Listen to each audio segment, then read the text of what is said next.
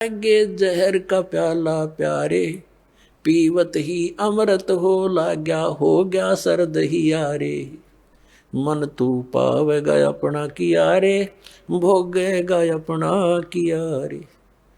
भक्ति के अंदर ऐसी शक्ति है पुण्यात्माओं, विश्वास करना इस मालिक पर। ये कथाएं सुना करते थे हम, कथा नहीं थी, ये सच्ची बातें हैं। कहा तो विष ने मारना था, कहते हैं पीवत ही अमृत हो गया और हो गया सर्द ही यारे। कहा तो विष ने बेचैनी पैदा करनी थी और कहते हैं ठंडक सी होगी उस बेटी की अंतःकरण में। अब उसने सोचा भाई ना तो या मारे तो मरती उसके देवर ने, अब इसका के इलाज करो, इसने तो हमारा बट्ठा बैठा दिया इज्जत का। उसने उसकी माँ बुला ली, मीराबाई की उससे कहा कि मौसी तू समझा दे इसने। और माँ की बात बेटी मान लिया करती है। तो माँ ने बहुत समझाया, बेटी देख इधर उधर जाती है, हमारी तकरार होती है, तो अपनी भक्ति यहाँ कर ले। और वहाँ सौ प्रकार से उसने जैसे तैसे माँ बेटी को समझाती है, अपने सारे जंतर मंत्र कर दिए पर वह ना मानी। फिर यहाँ तक कहा कि बेटी हम ठाकुर, और वो चमार जिस तो तू नाम ले आई, इसमें भी हमारी बेइज्जती का मामला है बेटा, तू मत जाया कर वहां। तो माता और बेटी का फिर क्या एक कवि के द्वारा बना गया शब्द सुनाते हैं। सत्संग में जाना मीरा छोड़ दे, सत्संग में जाना मीरा, आए मारी लोग करें तकरार, सत्संग में जाना मीरा छोड़ दे। आए मारी लोग करें तकरार, सत्संग में जाना मीरा छोड़ दे। सत्संग में जाना मीरा छोड़ दे, हाय मारी लोग करें तकरार, सत्संग में जाना मीरा छोड़ दे। सत्संग में जाना मेरा ना छूटेरी, सत्संग में जाना मेरा ना छोटेरी। हारी चाहे जड़ के मरो संसार, सत्संग में जाना मेरा। हारी चाहे जल के मरो संसार, सत्संग में जाना मेरा। थारे सत्संग के राय में है, थारे सत्संग के राय में है। आए वहाँ पर रहते हैं काले नाग, कोई कोई नाग तन डस लेवे। आए वहाँ पर रहते हैं काले नाग, कोई कोई नाग तन डस लेवे। जब गुरु जी की मेरे फेरी, जब गुरुओं की मेरे फेरी। आरी व तो सरप गंडे वे बने जाव, सत्संग में जाना मेरा ना छुटेरी। हारी व तो सरप गंडे वे बने जाव, सत्संग में जाना मेरा। सत्संग में जाना मीरा छोड़ दे, सत्संग में जाना मीरा छोड़ दे। आए मारी लोग करें तकरार, सत्संग में जाना मीरा छोड़ दे। सत्संग में जाना मेरा ना छूटेरी, सत्संग में जाना मेरा ना छूटेरी। हारी चाहे जड़ के मरो सन सारे सत्संग में जाना मेरा। थारे सत्संग के राह में है। वह माता डराना चाहती है बेटी को। तुम्हारे सत्संग के राह में आए वहाँ पर रहते हैं बब्बर शेर। कोई कोई शेर तन खा लवे, कोई कोई शेर तन खा लवे। जब गुरु जी की मेहर होवेरी, जब सतगुरु जी की मेहर होवेरी। आरी वो तो शेरों के गिदड़ बने जावे, सत्संग में जाना मेरा ना छुटेरी। हारी व तो शेरों के गिदड़ बने जावे, सत्संग में जाना मेरा ना छुटेरी। तुम थारे सत्संग के बीच में है, थारे सत्संग के बीच में। हाँ ये वहाँ पर रहते हैं साधु संत, कोई कोई संत तन ले रमे। हाँ ये वहाँ पर रहते हैं साधु संत, कोई कोई संत तन ले रमे। तेरे री मन में माता पाप है री, तेरे री मन में माता पाप है री। वो संत मेरे माँ बाप है री, वो संत मेरे माँ बाप हैं। हारी व तो कर देंगे बेड़ा पार, सत्संग में जाना मेरा ना छुटेरी। हारी वे तो कर देंगे बेड़ा पार, सत्संग में जाना मेरा ना छुटेरी। सत्संग में जाना मेरा छोड़ दे, सत्संग में जाना मेरा छोड़ दे। हाय मारी लोग करें तकरार, सत्संग में जाना मेरा छोड़ दे। सत्संग में जाना मेरा ना छोटेरी, सत्संग में जाना मेरा ना छोटेरी। हारी चाहे जड़ के मरो संसारे, सत्संग में जाना मेरा ना छूटेरी। वो तो जाते चमार है, वो तो जाते चमार है, इसमें हमारी आर है, इसमें हमारी आर है। तेरे री लिख माता चमार है री, तेरे लिख माता चमार है री। मेरा सृजन और हरी, मेरा सृजन और हरी। हरि व तो मीरा के गुरु रविदास, सत्संग में जाना मेरा ना छुटेरी। हरि व तो मीरा के गुरु रविदास, सत्संग में जाना मेरा ना छुटेरी। अपने आत्माओं परमात्मा के पाने के लिए, परमात्मा के पाने के लिए सबसे बड़ी बंधन काल ने सबसे बड़े रस्से हमारा बांध रखे हैं, ये लोक परंपराओं के। और परमात्मा कबीर साहब कहते हैं, सोई जन उभरे जिन तोड़ी कुल की कान। परमात्मा कहते हैं कुल करने के कारण यू अनसा गया बिगो। जब यू कुल के कर लेगा तो चार पाया का हो। आज तो लोक लाज में कुल की मर्यादा में को प्रमुख मानकर सत्संग में आया नहीं, सत्संग सुने नहीं, ज्ञान होया नहीं, भक्ति करी नहीं, फिर गधा बन का घूमेगा, चार पाया का होगा। जब यू कुल के ढालड़ा होगा तेरे, तब यू कुल के कर लेगा तो चार पाया का हो। तो संतों को यू हृदय में जम जाती है बातें। तो यहाँ परमात्मा कहते हैं कि तन छूटे जब कहां समावेगा,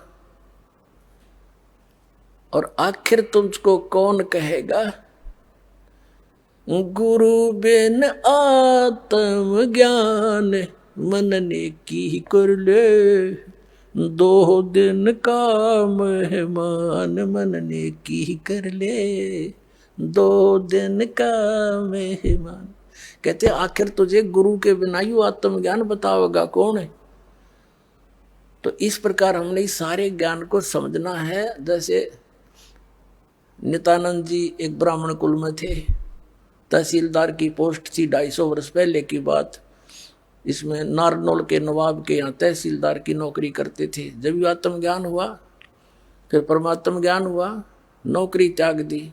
पत्नी थी, वो विरोध गणा कराया करती, परमात्मा की ऐसी रजा हुई, उसकी मृत्यु होगी, और वैराग बन गया। जब इस ज्ञान से परिचित हुआ तब कहा था ब्राह्मण कुल में जन्म था। पहले तो 250 वर्ष पहले ब्राह्मण के घर जन्म होना ही एक बहुत बड़ी महान माना करते थे। और फिर तहसीलदार की पोस्ट, आज तो मंत्री की कोई ना इतनी कीमत जितनी उस समय तहसीलदार की होती थी। और दोनों को बद के गढ़ भगवान से दूर कर, कहते हैं कबीर साहब कहते हैं, सुख के माथे पत्थर पड़ो जिसते नाम हर देते हैं जा, और बलिहारी उस दुख के जो पल पल नाम रटावे। परमात्मा कबीर जी कहते हैं आग लगो ऐसे सुख के जो भगवान से दूर करे, हे परमात्मा ऐसा दुख भी दिए रखना, तेरी याद बनी रहे। तो नित्यानंद ने कहा था जब वो ये ज्ञान हो गया, जब कहते हैं ब्राह्मण कुल में जन्म था मैं करता बहुत मरोड़, और गुरु गुमानी दास ने दिया कुबद गढ़ तोड़े। संत मिले उनको गुमानी दास नाम के, कहते कुबद का गढ़ तोड़ दिया। मान बढ़ाई है, ऊंची नीची जाति वाला अभिमान भेदभाव, कहते ये कुबद का गढ़ संत बिना नहीं टूटे। तो परमात्मा के बच्चे जो होते हैं उन्हीं को मिलते हैं जो दृढ़ होते हैं। मीराबाई दृढ़ भगत थी, सारा संसार एक तरफ। अपने आत्माओं मीराबाई ने देखा है रोज बकवाद करता है ये, कभी मारने की चेष्टा करता, घर त्याग कर चली गई, वृंदावन में रहने लगी। तो वहां परमात्मा फिर मिले जाकर उसको दूसरा रूप बनाकर, और ज्ञान से उसे पूछा, जैसे धर्मदास जी को मिले थे। तब उस बेटी की फिर आंखें खोली, बेटा इससे आगे और भी नाम है, ये तो प्रथम मंत्र दिया है, इसके आगे सतनाम है, वो ग्रहण कर, उसको मैं दे सकता हूँ और किसी के पास नहीं है। तब मीराबाई ने परमात्मा कबीर जी से फिर मंत्र लिया, तब उसका कल्याण हुआ। बोलो सतगुरुदेव।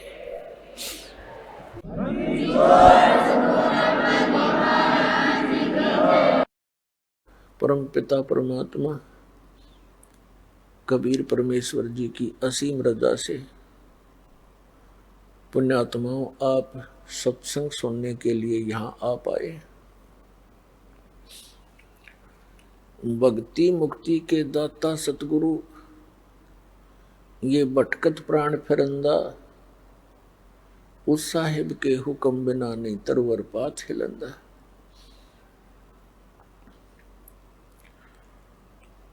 पुण्यात्माओं, इस काल के इंद्रजाल को परमात्मा ने आके स्वयं बताना पड़ा, क्योंकि इस काल भगवान ने यहाँ पर बहुत अज्ञान फैला दिया, और दुनिया भर के ये नकली संत तैयार कर दिए जो केवल लोक वेद सुनाते हैं, उनका कोई सदग्रंथ आधार नहीं रहता,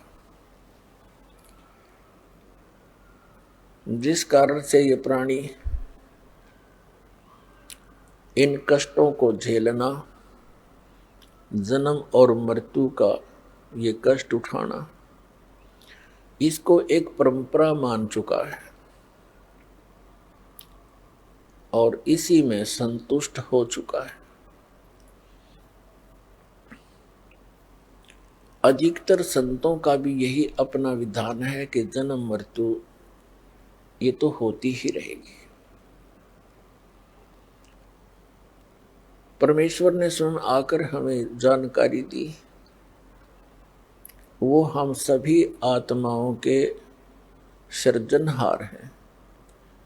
वो हमारे परम पिता हैं, वो हमारे जनक हैं, कबीर भगवान, कबीर अल्लाह, कबीर जुलाहा, कबीर धानक जो काशी में बनारस में आए थे, ये स्वयं परमात्मा है, ये परम अक्षर ब्रह्म है, ये सत्य पुरुष है, यही अकाल मूर्त है, यही शब्द स्वरूपी राम है।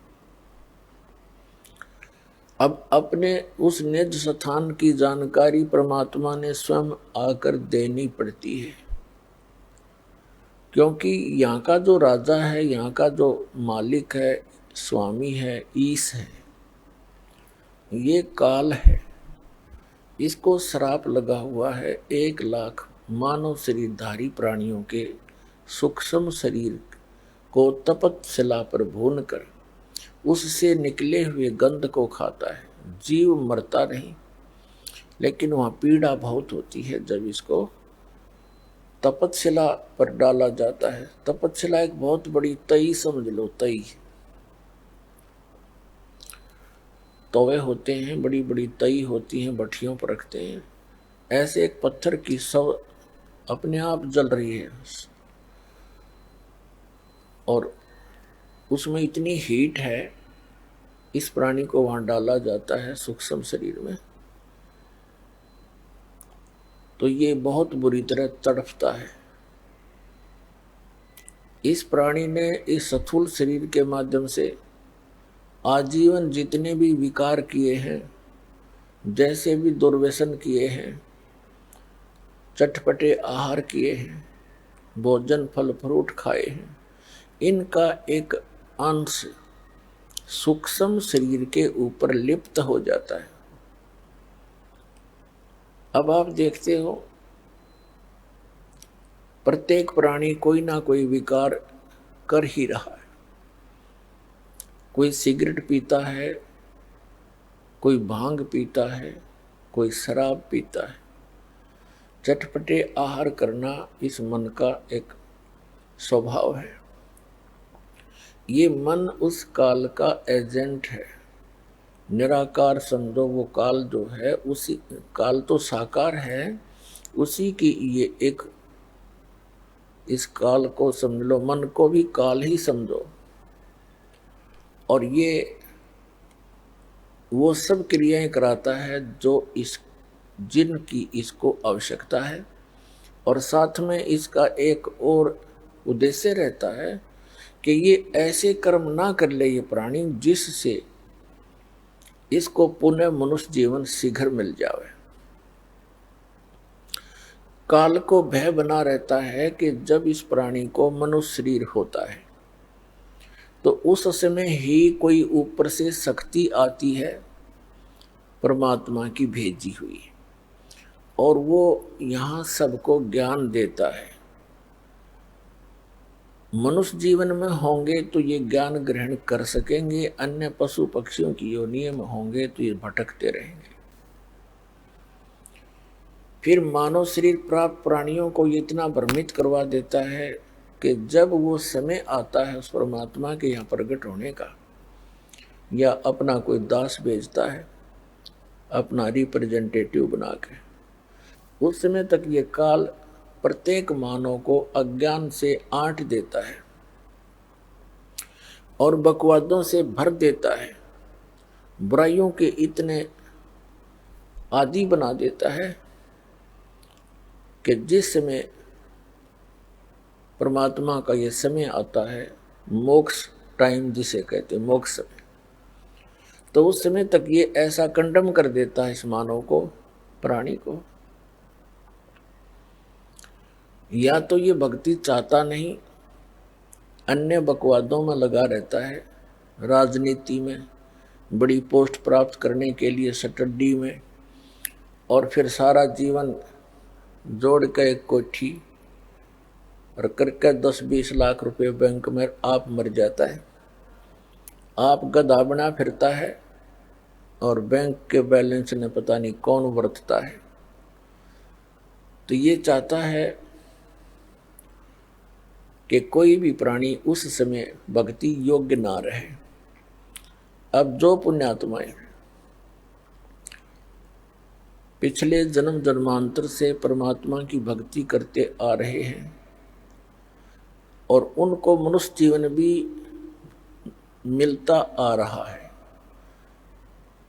कुछ एक ऐसे नियम हैं, कुछ ऐसी परमात्मा की भक्ति के कुछ अंक होते हैं, उनके कारण एक मानव को 10, 20, 50, 100 भी कंटिन्यूस मनुष्य जीवन मिल सकते हैं। और उन मानव शरीर के अंदर यदि परम संत मिले नहीं तो कोई आंट नहीं सकते। पृथ्वी रोज सूर्य उदय हो रहा है, अस्त हो रहा है, और उदय हो रहा है, अस्त हो रहा है, अरबों वर्ष बीत के चलता रहेगा, फिर ठा होगा इसका। तो जब तक इसके पूर्व जन्म की संस्कार इसके साथ रहते हैं प्राणी के, तो इसकी बैटरी चार्ज होती है इन्वर्टर की, समझ लो। इस जीव के पुनों के कारण ये भक्ति युक्त रहता है। वो भक्ति संग्रहित होती है इसकी पूर्व जन्म जन्मांतर की, और फिर वो 2 जन्म उसके हो गए, 3 हो गए, 4 हो जाएंगे, 10 हो जाएंगे, 50 हो जाएंगे। और फिर उस मानव जन्म में कभी उसको कोई परम संत ना मिला, फिर से चार्जर लगा नहीं, तो फिर वो 84 लाख योनियों में चला जाएगा। तो वो पुण्यात्माएं जो मानव शरीर से तुरंत आए हैं, वो स्त्री है या पुरुष है, मेल है या फीमेल है, वो परमात्मा की भक्ति के बिना रह नहीं सकते। उनको परमात्मा की एक विशेष कसक बनी ही रहती है, जिसके कारण वो जैसा भी जिस परंपरा में, जिस भी मजहब धर्म में उसका जन्म होता है, अपनी परंपरागत उन क्रियाओं में भी वो शीघ्रता से लग जाता है।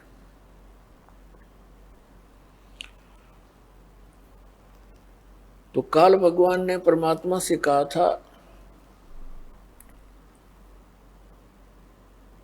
जब परमेश्वर प्रथम बार इस काल के लोक में आए थे,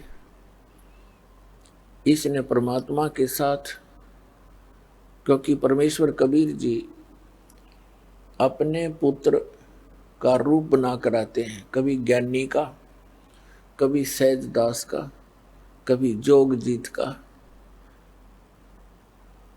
तो वो ये सोचता है कि ये मेरे भाइयों में से ही है,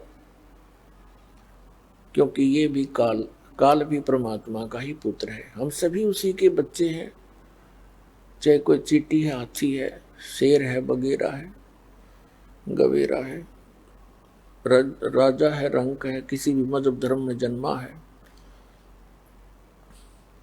लेकिन जो बच्चे निकम्मे हो जाते हैं वो तो निकम्मे ही होते हैं, अच्छे बच्चे वो अच्छे ही होते हैं,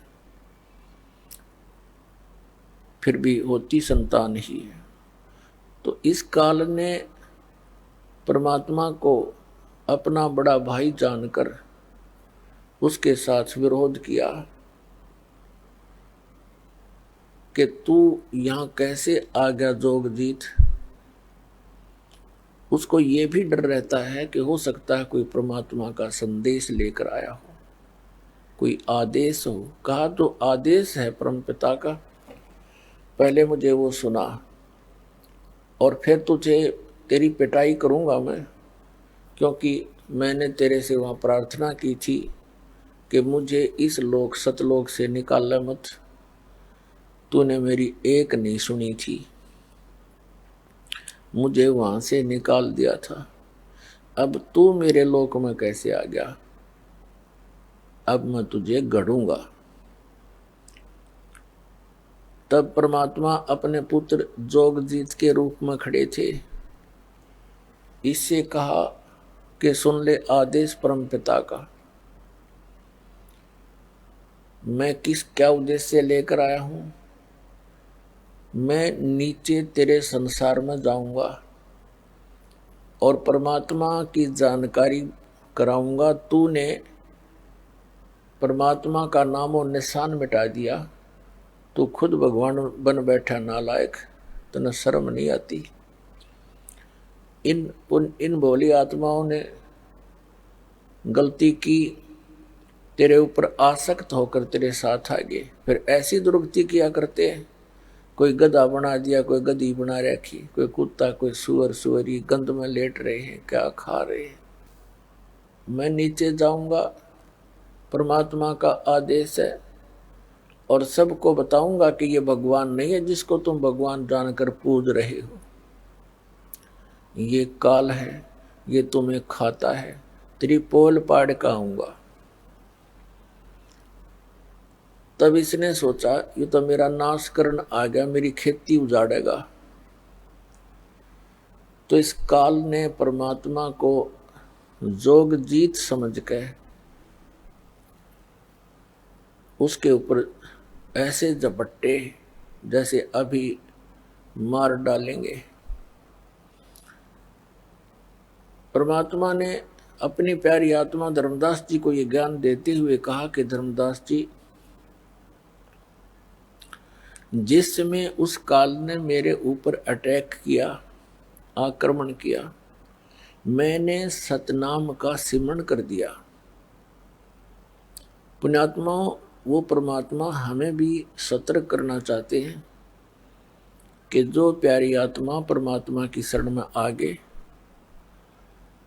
और उनके ऊपर कोई किसी प्रकार की कोई आपत्ति आती है, चाहे कोई दैविक है, चाहे कोई जंतर मंत्र किसी का है, चाहे कोई घाल भी घाल देता है, और आपने उपदेश प्राप्त है तो उस समय अपना श्वास का सिमरण शुरू कर दे।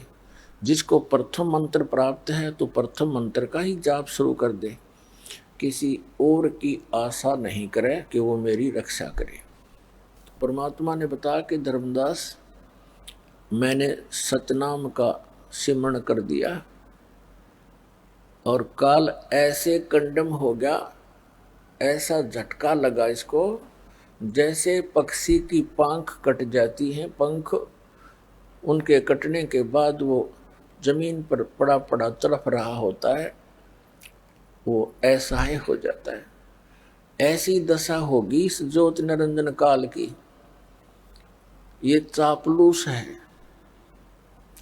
पहले तो इसने सोचा था कि मैं इसको डरा धमका दूंगा, और फिर इसने पैर पकड़ लिए मेरे आकर। कबीर साहब कहते हैं कि इसने नीचे नीचे घिसड़ कर मेरे चरण पकड़ लिए और पैर पकड़ के रोने लग गया, कहने लगा, तो मेरा बड़ा भाई, मैं तेरा छोटा भाई। छोटे तो उत्पात किया करते हैं, बड़े तो अक्षमाही किया करते हैं। मैं तो आपको पिता के समान मानता हूँ, और आप तो उनके ही भेजे हुए आए हो, आप तो उन्हीं की शक्ति हो, मुझे अक्षमा कर दो। परमात्मा ने कहा, ठीक है, क्षमा कर दिया तुझे। फिर चरण छोड़े नहीं और कहने लगा कि मुझे मेरे इस लोक में कुछ त्रुटि है, वो आवश्यकताएं मेरी पूरी कर दो। मैं आपका छोटा भाई हूं, आप तो समर्थ हैं। बहुत घनी चापलूसी करी इसने। तो परमात्मा ने कहा कि बोल, क्या मांगता भिखारी, तू बोल। तब इसने कहा, ऐसे नहीं, वचनबद्ध हो जाओ। परमात्मा ने कहा कबीर जी ने, ठीक है, वचनबद्ध हो गया। तब इसने क्या कहा कि 3 युगों में जीव कम ले जाना। अब क्या कहा था जोगजीत रूप में परमात्मा ने कि मैं सभी जीवों को बताऊंगा कि ये काल है, और जो साधनाएं तू करवा रहा है वो तेरे सतर की है, तेरे जाल में फंसे रहने की है।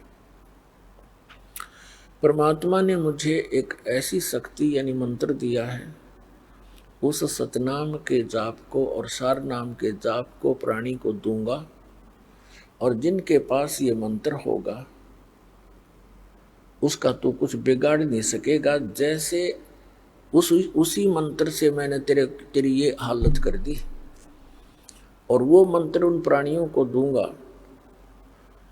जिनके पास ये मंत्र होगा। तो उनके निकट नहीं जा सकेगा, और सबको सतलोक ले जाऊंगा सतनाम दे करके।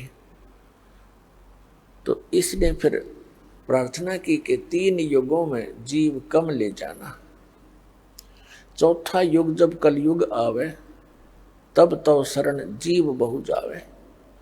ऐसा वचन हर मोय दीजे, तब तुम संसार गवन संसार ही कीजिए। तब परमात्मा ने कहा ठीक है। और दूसरा ये कहा था कि आप बलपूर्वक ना ले जाना, आप अपना ज्ञान देना, आपके ज्ञान को जो स्वीकार करे वो आपका हो, आपकी मर्यादा में रहे वो आपका हो, और आपकी मर्यादा में नहीं रहे और हमारे ज्ञान को ग्रहण करे तो वो हमारा ही हो, उसको बलपूर्वक ना ले जाना। परमात्मा ने कहा ठीक है भाई, तथास्तु, ऐसे ही होगा, क्योंकि मालिक को पता है जब मेरा ज्ञान कोई नहीं मानेगा कोई, तो मेरे साथ चलेगा कौन, और मेरी मर्यादा में नहीं रहेगा तो न मैं वहाँ के क्या करूँगा ले जा करके ऐसे मूर्खों को। ऐसे तुम पहले थे वहाँ पर, गलती करके यहाँ फिर आ पड़े, तो ऐसे वो मालिक ले जाना भी नहीं चाहता। और दूसरे हम स्वेच्छा से यहाँ आए हैं, स्वेच्छा से वहाँ जाएंगे। जब परमात्मा ने कह दिया तथास्तु, तब उसी समय तेवर बदल गया। यहाँ सभी प्राणियों का ऐसा ही स्वभाव है।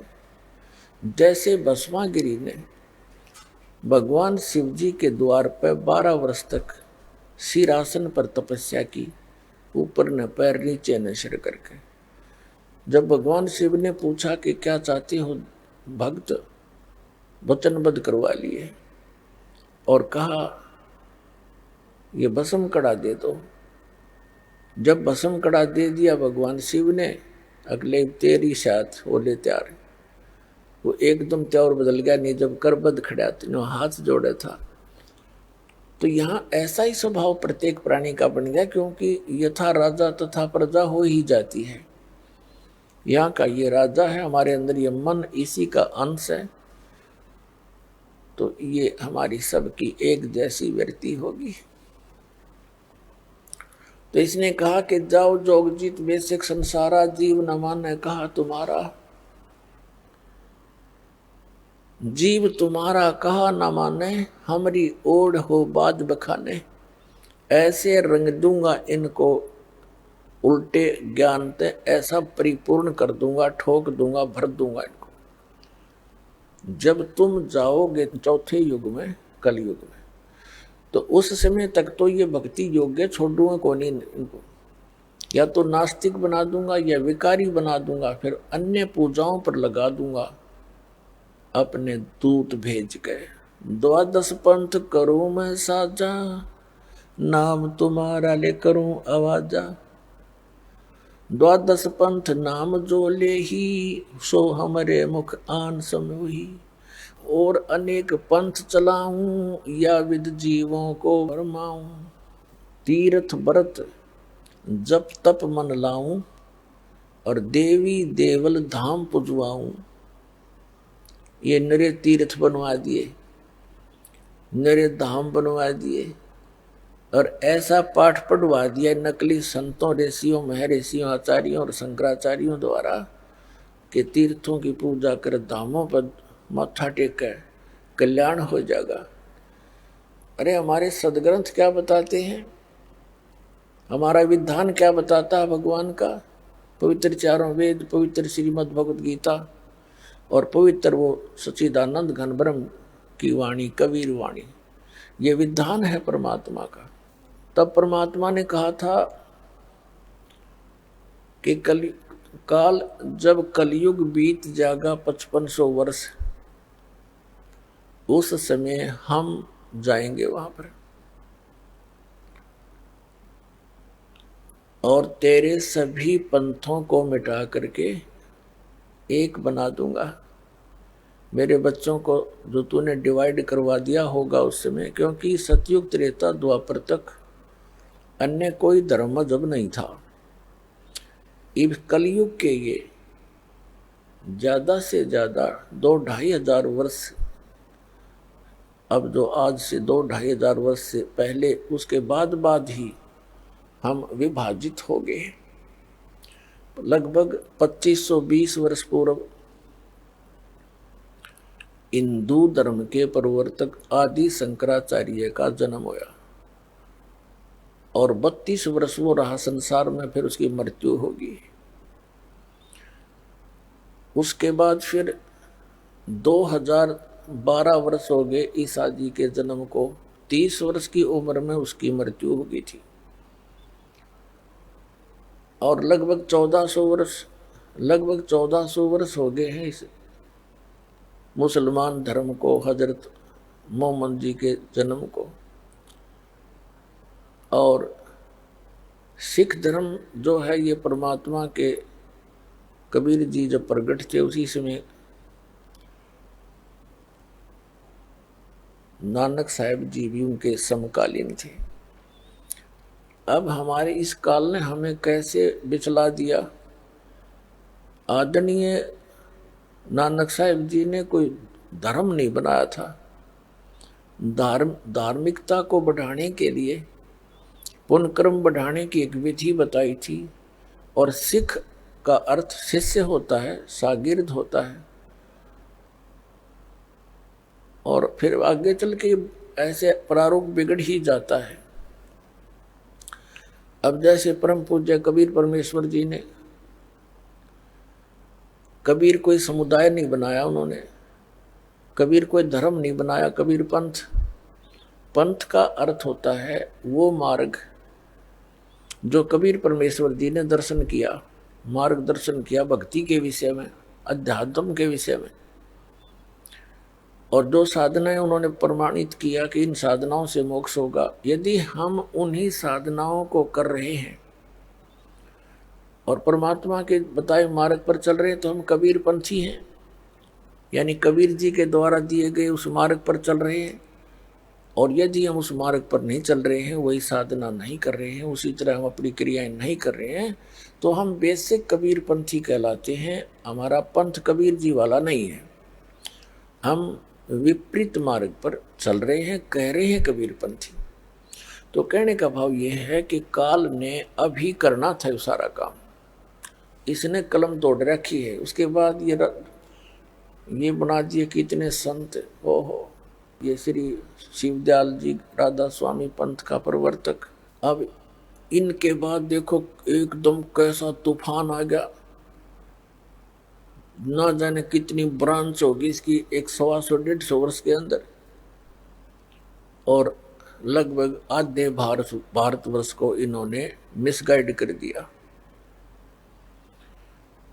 जिसमें अधिकतर इफेक्ट किया है इसने हिंदू धर्म और सिख धर्म के ऊपर। ये नास्तिक बनाने जा रहे हैं प्राणियों को। ये कोई क्रिया नहीं बताते, आंख मीच कर बैठ जाओ 2.5 घंटे सुबह, 2.5 घंटे शाम, और नाम 5 काल के, और कुछ नहीं करना, ना कोई जोत लगानी, ना कोई धर्म भंडारा। ये खीर तक भी नहीं बांटते, सत्संग करते हैं, पानी की व्यवस्था करते हैं। इन्हें तो भट्ठा बैठा दिया मनुष्य मानव जीवन का। हमारे घरों में ज्योति जला करती थी पहले देसी घी की, प्रत्येक के घर में। विशेषकर हमने, क्योंकि दास का जन्म पवित्र हिंदू धर्म में हुआ, तो प्रत्येक घर में ज्योति शाम के समय तो वैसे जलाया करते थे, चाहे जलावन 2 सेकंड के लिए। वो लात इसलिए करते थे, छोटी जल्दी हो जाती, समाप्त हो। लेकिन कुछ न कुछ क्रिया धार्मिकता का यथार्थ मार्ग था, वो भी न भट्ठा बैठवा दिया, बंद करवा दिए। अपने आत्माओं, ये धन धन सतगुरु सच्चा सौदा सिरसा वाले, जो कि तुम सेम प्रणाली समझ लो भाई। ये बालयोगेश्वर बोल रहे हैं जो अमेरिका में रहता है, उसका एक भाई सतपाल जी है यहाँ भारतवर्ष में। इनका किसी का सिर पैर नहीं, सारे श्राद्ध निकालने हुए, भूत पूजा बताओ जो आम व्यक्ति कराया करता, जैसे हम पहले करते थे। एजिटी जी हैं ये, या साराम जी ने कख नहीं पता, मूर्ख बना रहा इतनी दुनिया ने। 6-7 नाम डाल देता है, सेलेक्ट कर ले जो तुम्हें अच्छा लगे। एक तो ये खुद देता है, एक नाम 100 हमको 2 हिस्से में कर देता है, 100 बाहर हम भीतर, और बाकी 6-7 मंत्र बोल देता है कि इनमें से जो तुझे अच्छा लगे सेलेक्ट कर ले। अरे भले आदमी, एक डॉक्टर के पास मरीज जाता है और मरीज का अगर 6 कैप्सूल 6 प्रकार की गोली डाल दे, तेरी मर्जी सेलेक्ट कर ले कोई सी, क्या वो डॉक्टर है? मूर्ख बना रहा दुनिया को। तो पुण्यात्माओं, इन कित कित रोऊं और किस किस न रोऊं, या तो कुआ भांग पड़ी। परमात्मा कहते हैं कबीर ये माया अटपटी सब गट आन अड़ी, और किस किस न समझाऊं या कुआ भांग पड़ी। अपने आत्माओं, आपके रूबरू जिस भी संत महंत आचार्य शंकराचार्य का इतिहास दिखाया है, इनके पास कख नहीं पाया, कख भी कैख है भी नहीं इनके पास भक्ति का। और ये बोले श्रद्धालुओं को कितनों को गुमराह किए बैठे हैं। ये स्वयं भी पाप के बागी और काल के पक्के एजेंट बन गए। और फिर ये काल कुछ नहीं देगा इनको, क्योंकि इसके पास कुछ पावर नहीं देने का। ये तो नाश कर सके है, जिसका नाम में काल हो गया तो उसके पास रहम कैसे हो सकता है, दया कैसे होगी उसके पास। जैसे कसाई है और बकरे पालता है, उन बकरे बकरियों को भले कितनी सेवा करता दिखाई देता है, उनके लिए सारी सुविधाएं भी उपलब्ध कराता है, लेकिन वो उन पर रहम कैसे कर सकता है? क्योंकि वो तो उसने पाल ही इसलिए रखे हैं कि उनको खावे और बेचे। तो ये जिस लोक में आप रह रहे हो, ये ऐसा लोक उस मालिक का लोक है, इस ईश का लोक है, यहाँ का ये काल मालिक है। तो तब परमात्मा ने कहा था कि जब 5500 वर्ष बीत जाएंगे ना कलयुग के, तब मैं अपना एक, अब परमात्मा इसने साची थोड़ी बताओ थे इस नालायक तई। पहले कहा कि मैं स्वयं आऊंगा, और फिर कहा कि मैं अपना एक महापुरुष भेजूंगा और उसके पास शब्द शक्ति दे दूंगा, तो उसके निकट नहीं आ सकेगा।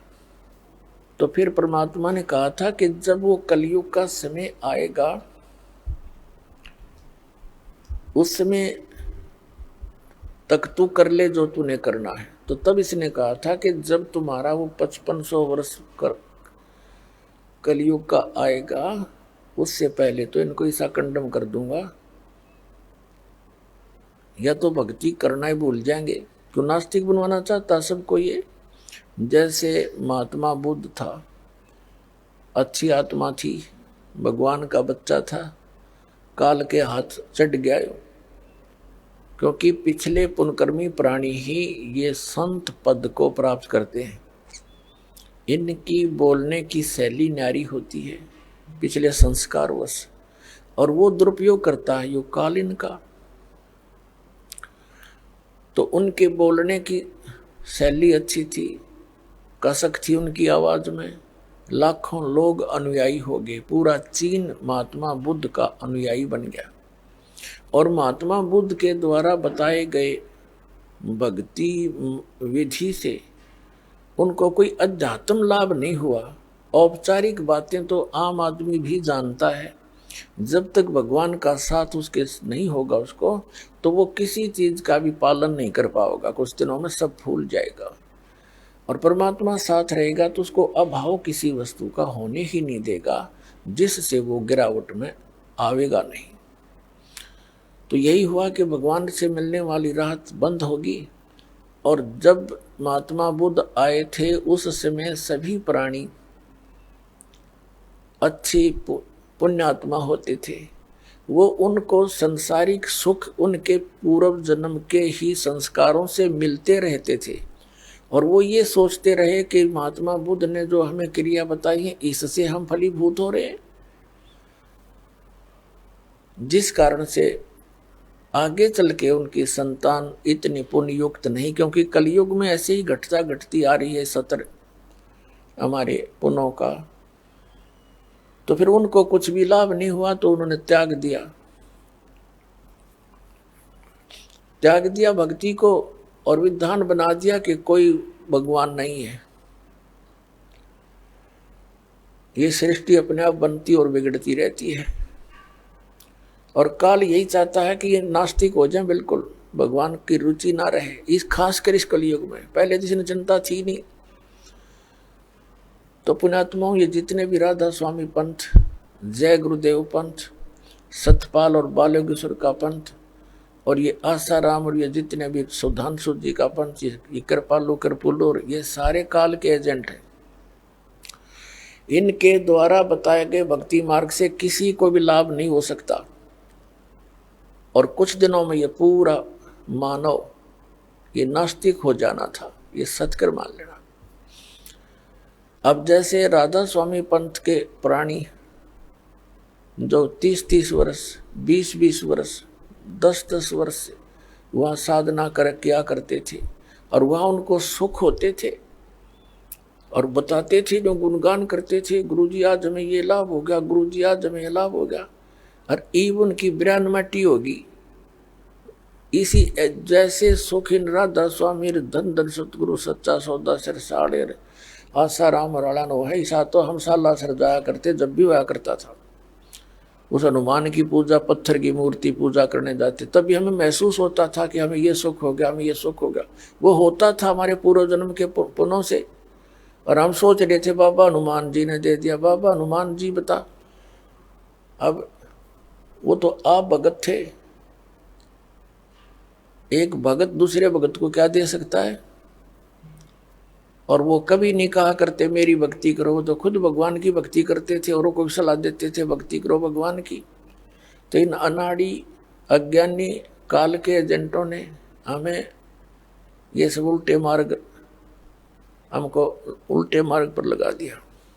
तो ऐसे ही ये प्राणी भ्रमित होकर,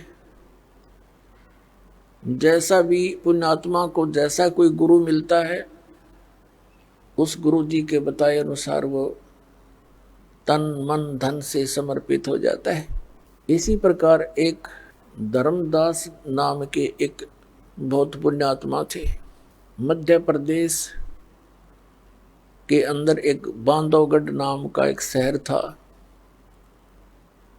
और वहाँ उस पुण्यात्मा का जन्म हुआ था।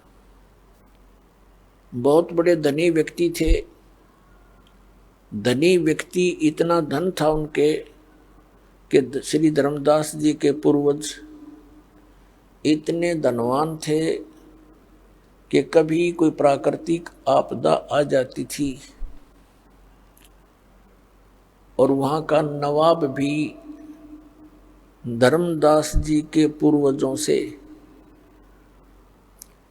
वित्तीय सहायता लिया करता था। इतने धनी व्यक्ति होते हुए और फिर भगवान की चाह, तो पुण्यात्मा वो कितनी पुण्यकर्मी प्राणी होगा, कोई एस्टिमेट नहीं लगाया जा सकता उसका। अब फिर उसको एक काल का दूत मिला हुआ था, श्री रूपदास जी, जो श्री राम, श्री कृष्ण, शंकर भगवान और विष्णु जी का मार्गदर्शन करता था, विष्णु जी का उपासक था, वैष्णव साधु था। अब उस भोली आत्मा को जैसा भी उस गुरुदेव ने पाठ पढ़ाया,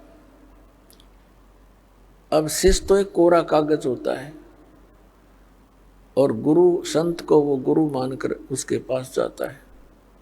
जो भी ज्ञान वो को देता है उस कोरे कागज पर अंकित होता चला जाता है। इसी प्रकार धर्मदास जी अपने गुरु रूपदास जी के द्वारा बताए गए उस भक्ति मार्ग पर तन मन धन से समर्पित था। उनके गुरुदेव ने कौन सी पूजाएं बता रखी थी कि हरे राम हरे कृष्ण, राम राम कृष्ण कृष्ण हरे हरे, ओम भगवते वासुदेव नमः, ओम नमः शिवाय, ओम नमो भागवते वासुदेव।